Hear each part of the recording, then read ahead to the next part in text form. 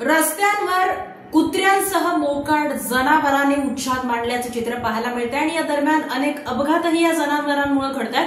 पण महापालिकेचं याकडे अक्षम्य दुर्लक्ष होत असल्याचंही पाहायला मिळतंय।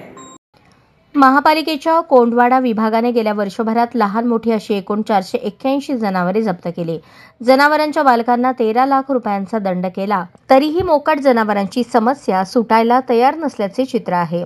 शहरातील छत्रपती संभाजी महाराज चौक ते छत्रपती शिवाजी महाराज चौक, विजापूर नाका ते सैफुल, अक्कलकोट रोड, MIDC परिसरातील रस्त्यांवर मोकाट जनावरांनी उच्छाद मांडला आहे। ही जनावरे भर रस्त्यावर बसलेली असतात। या जनावरांमुळे वाहतुकीची कोंडी होते, रस्त्यावर अस्वच्छता निर्माण होते। विजापूर रोडवर एक दिवसाआड अपघात होत असल्याचे नागरिकांचे म्हणणे आहे। कोंडवाडा विभागाकडून जनावरांच्या जप्तीची मोहीम सुरू झाल्याचे म्हणणे आहे, मात्र जनावरांचा त्रास कमी झालेला नाही। लहान जनावरे जप्त केल्यानंतर 2500 रुपये तर मोठ्या जनावरांसाठी 5000 रुपयांचा दंड केला जातो।